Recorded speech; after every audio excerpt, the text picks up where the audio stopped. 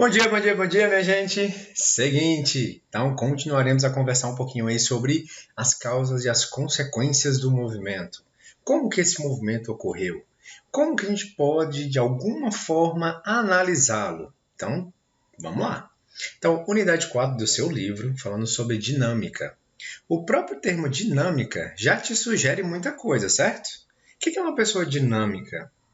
Geralmente não é alguém que tem ali facilidade de fazer diversas ações no mesmo tempo ou em pouco tempo. Então, basicamente é isso. A gente vai conversar um pouquinho sobre essa área da física que, referente ao movimento, referente à mecânica das coisas, nós iremos conversar sobre coisas que se mexem, coisas que giram, coisas que têm velocidade, aceleração e provavelmente também o quê? A tal da força que vocês tanto repetem aula após aula, beleza? Então, aos poucos eu vou te mostrando aqui as 3 leis de Newton. Nós iremos também comentar um pouquinho sobre esse jovem rapaz, tá certo? Porque ele foi imprescindível, né, com relação às suas contribuições, não só em relação ao movimento, mas em relação à luz, em relação à ótica e, obviamente, à tal da gravidade, tá certo? Então, bora lá. Então, com relação às leis de Newton, primeira lei de Newton ela é conhecida como a inércia. Então, algo que vocês sempre vão notar é o termo movimento e repouso. Então, as pessoas sempre atrelam a definição de inércia ao que estar parado. Não se enganem. Então, você vai ouvir isso com certeza. Um corpo que está parado, ele tende a continuar o quê? Parado. É coerente? É coerente. De fato, é isso que as leis de Newton estão colocando em relação à inércia. Porém, isso não significa que ocorrerá somente no repouso. Isso também vai ocorrer aonde? Em movimento. Eu vou te dar um exemplo muito clássico. Então, aparece aí na sua tela essa imagem bem bonitinha aqui de um carro e contém 2 pessoas que estão utilizando os cintos de segurança. E aqui a gente vê a importância do uso de cinto de segurança. Por quê? O carro está em movimento, seja ele um movimento retilíneo e uniforme ou não. Lembrando, o que é um movimento retilíneo e uniforme? Retilíneo em linha reta. Uniforme de uma só forma. Ou seja, a aceleração ela está se mantendo o quê? Constante. Ela pode ser constantemente zero, ou seja, se não há aceleração, a minha velocidade vai se manter igual. Então, se eu estou dirigindo ali um carro a 30 km por hora, ao longo de todo o percurso, essa velocidade não vai se alterar, tá certo? Então, a aceleração é zero. Ou eu posso ter também um movimento retilíneo uniformemente variado. O que significa isso? Uniformemente variado está relacionado ao quê? Estou a 10 km por hora. Depois de algum tempo, eu vou para 20 km por hora. Depois de mais um tempinho, eu vou para 30 km por hora. Observe que eu tenho um padrão. Eu estou aumentando ali a velocidade relativa ali de 10 em 10, tá certo? Então, não é um padrão, não é a mesma forma. Então, também eu posso considerar como algo uniforme, tá certo? Então, o que fica muito claro aqui? Se estou aqui com o meu carro, numa velocidade, sei lá, 40 km por hora, e nisso eu vou colidir com alguma coisa, com a parede, com um poste, seja lá o que for, ou até com outro próprio outro automóvel. Você vai perceber que os corpos, as pessoas que estão ali, elas estavam em movimento e elas vão tender a continuar o quê? Em movimento. Ou seja, esses corpos eles serão jogados para frente. Por quê?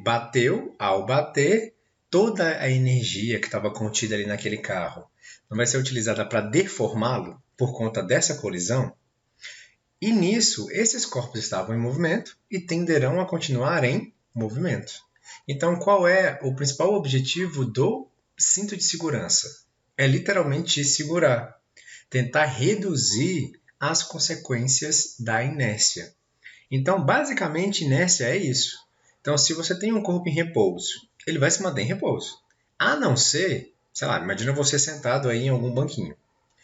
Você só vai sair dali, claro, se você quiser, ou se alguém te empurrar, por exemplo. Se tiver uma força externa que possa possibilitar este movimento, tá certo? Então, inércia, movimento e repouso. Inércia está relacionada ao quê? A o que está sendo mantido? O repouso está sendo mantido?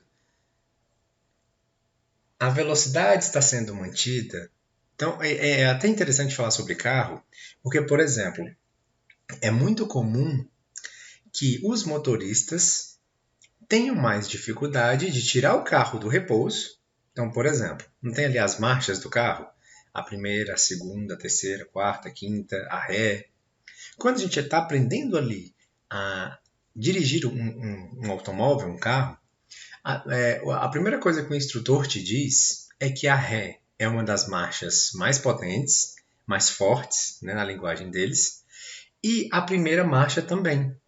A primeira marcha é a marcha que normalmente nós colocamos com o intuito de tirar o carro do repouso. Então, a partir daí, ele vai entrar em movimento e eu vou alterando ali as outras marchas, tá certo? Elas vão ficando mais leves. Então, marcha a primeira, a segunda, a terceira, a quarta e por aí vai. Tudo bem?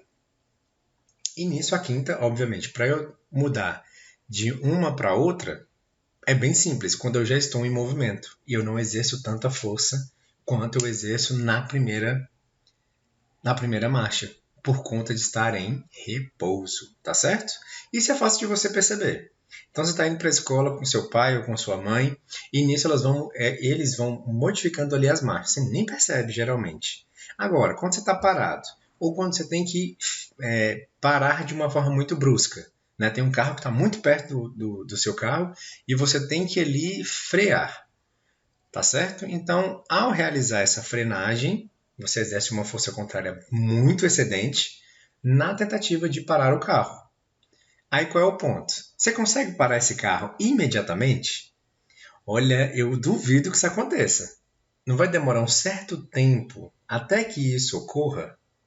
Pois é, estamos falando da inércia, tá certo? Tem que exercer uma força contrária muito forte, muito relevante, a ponto de fazer com que esse carro venha parar. Tudo bem?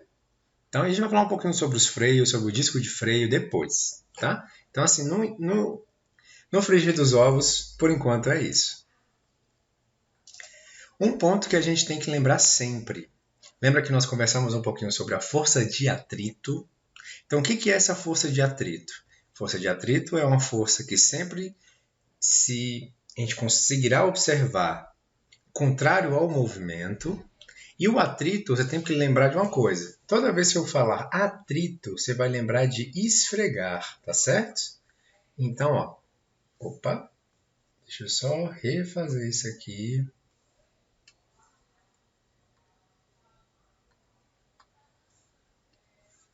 Deixa eu ver se eu consigo. Então, aqui, ó. Qualquer força de atrito,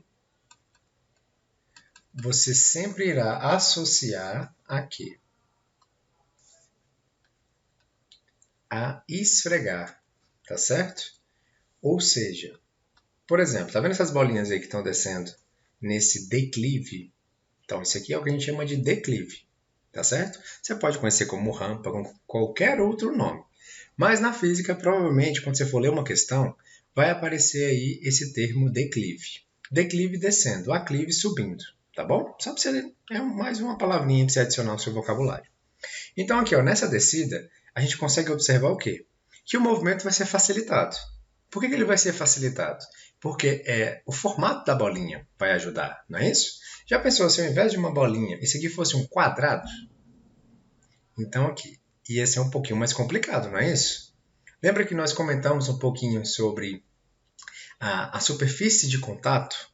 Então aqui no caso, ó, o que está em contato aqui? Ó? Uma parte aqui da bolinha com essa rampa. Não totalmente a bolinha, não é isso? Se fosse um quadrado, a área de contato não seria maior? Pois é. Ou se fosse um retângulo, maior ainda. Então, basicamente, o que a gente consegue observar? Quando a gente vai analisar ali o movimento, eu tenho que pegar a posição inicial e a posição final, certo? Aqui, ó, eu tenho a resistência não só da superfície, como eu tenho também a resistência do ar. Eu não posso dizer que aqui tem ar, não é isso? Então, ó, por conta dessa resistência do ar, você notará que essa bolinha ela vai o quê? Desacelerando, tá certo? Então você vai ter aqui uma aceleração negativa. A velocidade vai reduzindo, reduzindo, até chegar aonde? No zero, até chegar no repouso.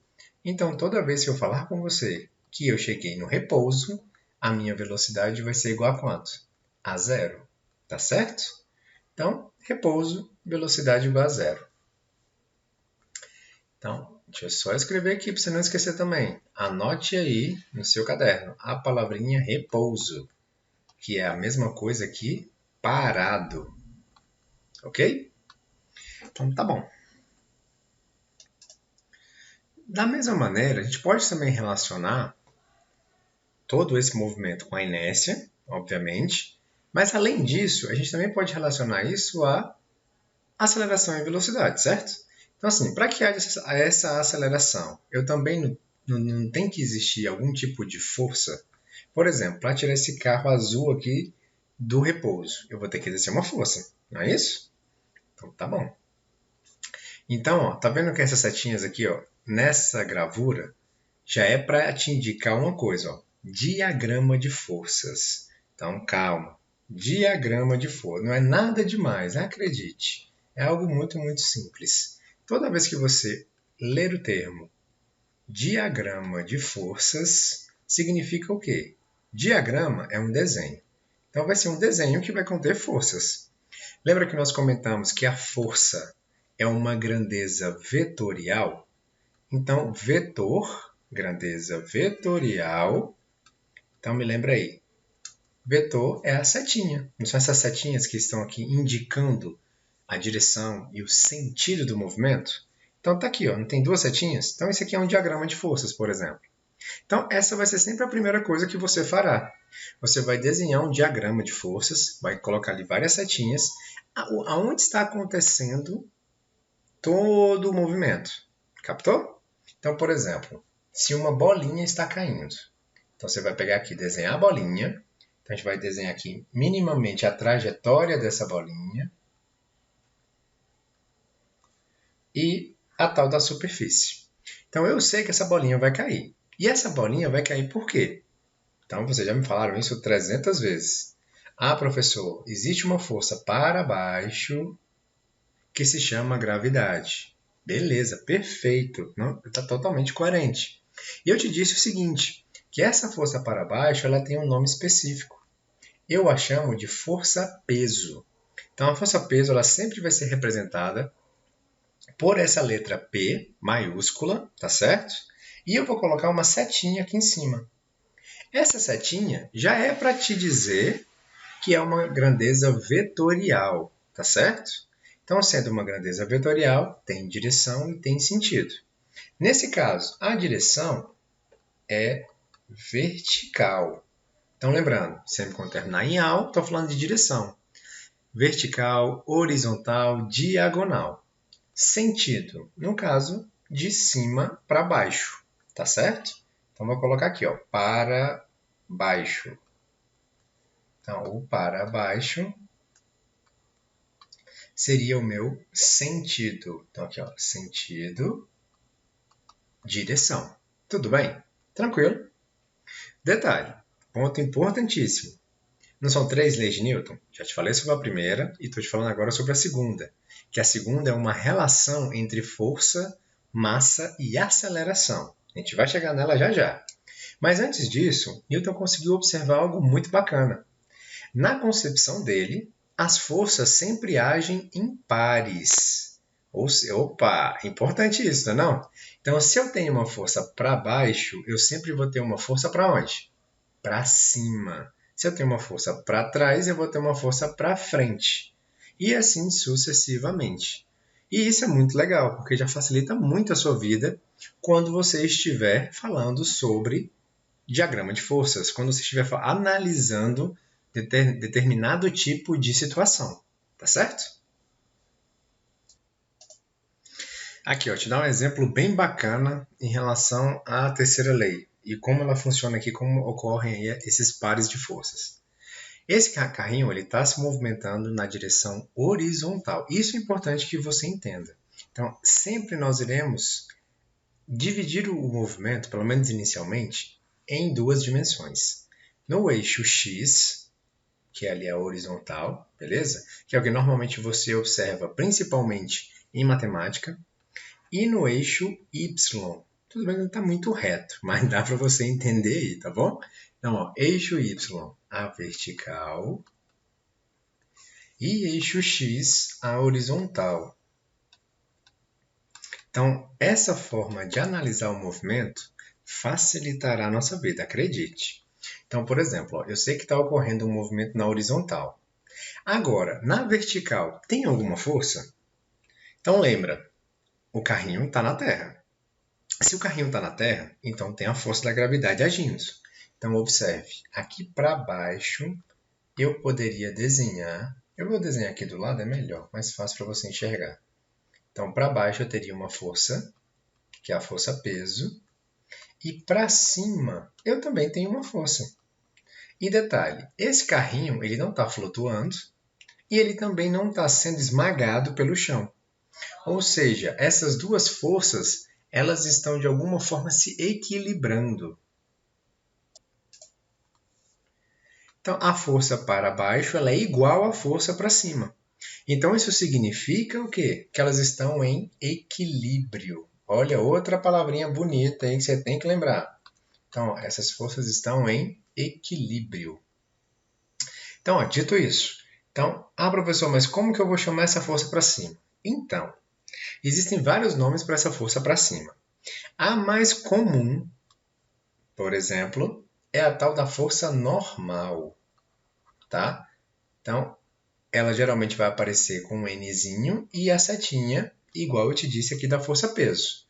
Então, ó, essa força aqui em rosa é a força peso, que ela é definida basicamente pela segunda lei de Newton.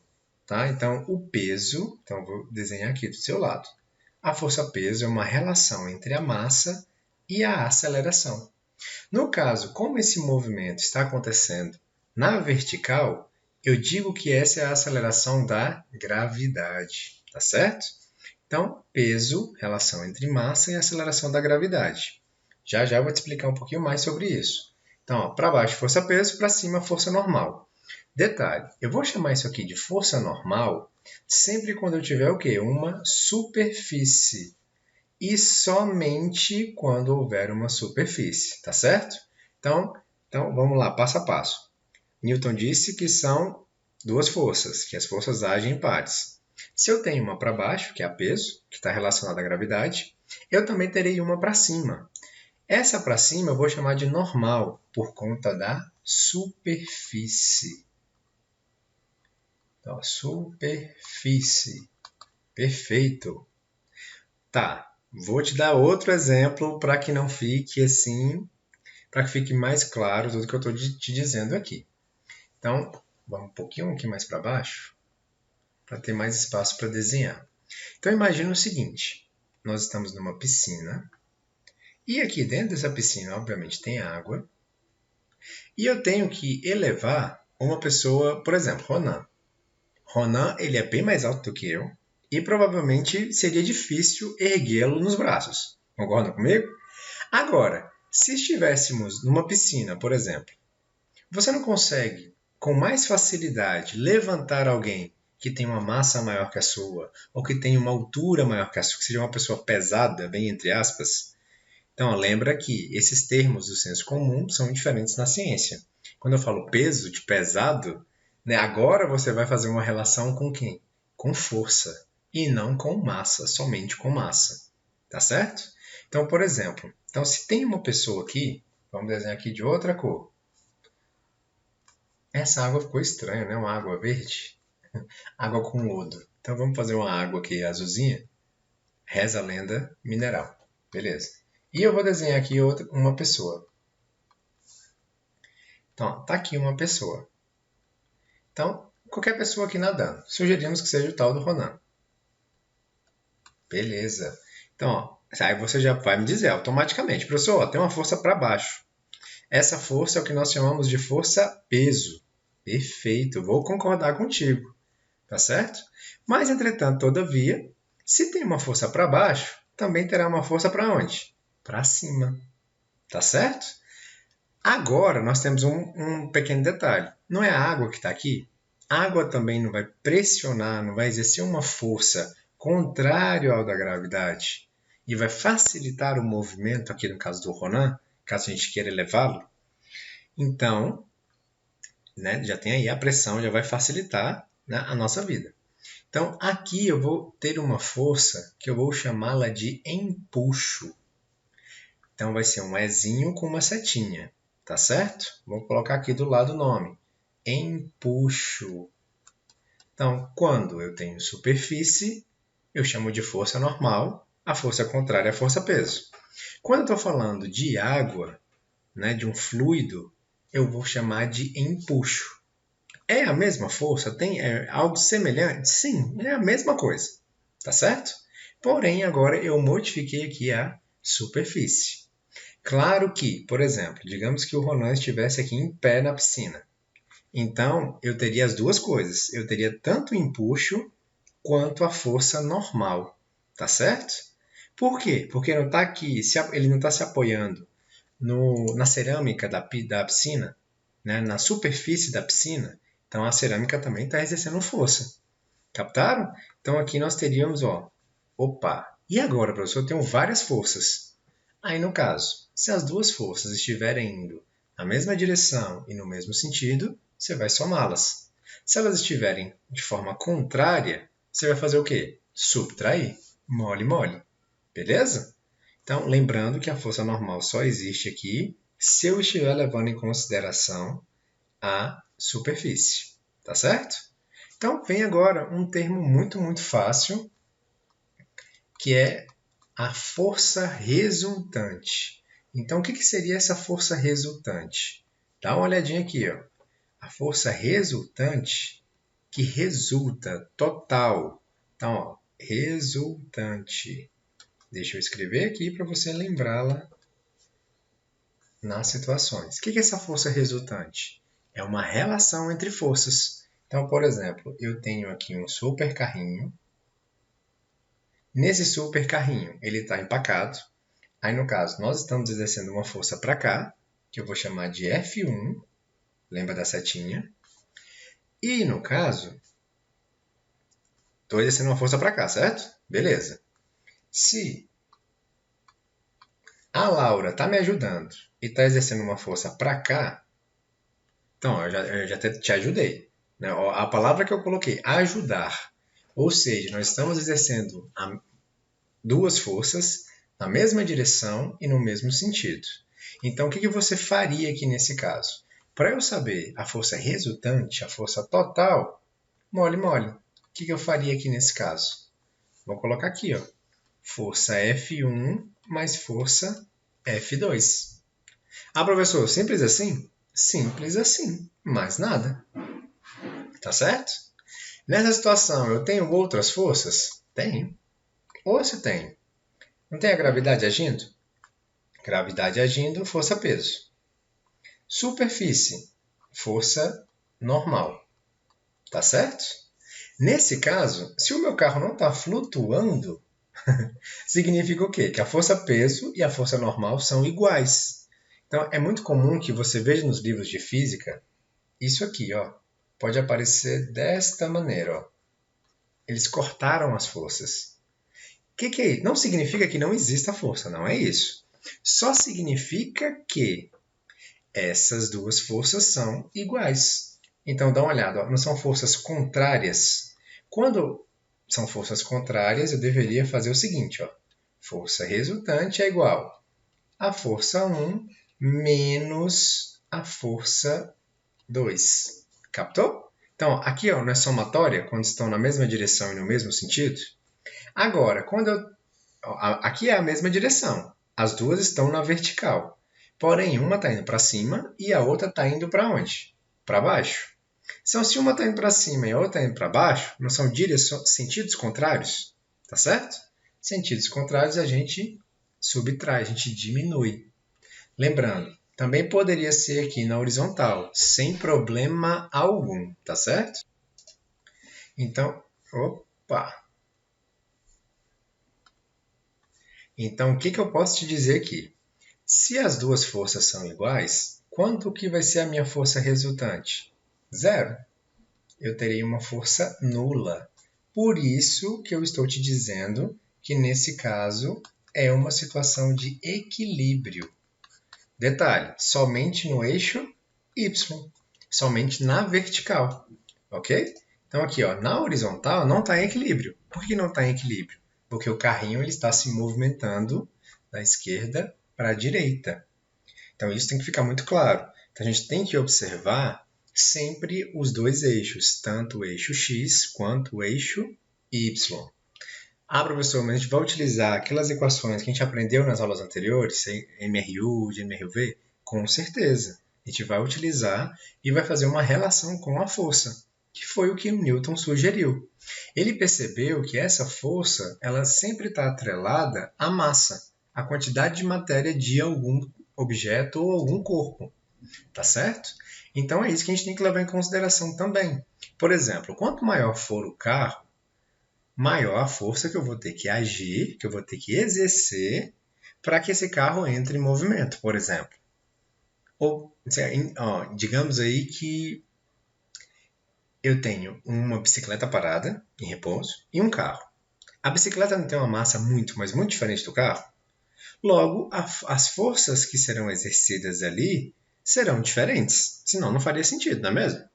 Então, na bicicleta, eu vou exercer uma força muito menor para que entre em movimentos. Então, detalhe. Outra coisa importante. Tá aqui minha bike loucura. Então, ó, tá aqui as rodas. Então, ó, aqui você tem os pedais. Não é isso? Não está muito bonita, não, mas vocês estão entendendo. Imagino eu, espero eu. Então, você exerce uma força para trás e a Terra vai te empurrar para onde? Para frente. Lembra da dinâmica que nós fizemos em sala de aula? Exatamente. Então, ó, exerci uma força para trás, logo a Terra me empurra para frente. Então, lembrando ó, que o pneu está girando assim, ó. Tá certo? Então, ó, para trás. Força exercida para trás. Assim como o patinete. Acho que talvez no patinete fique mais fácil para você entender, certo? Então, basicamente, já conversei com você sobre as 3 leis. E detalhe, você não precisa identificar essa é a primeira, é a segunda, não. Você tem que entender, qual é o meu objetivo aqui?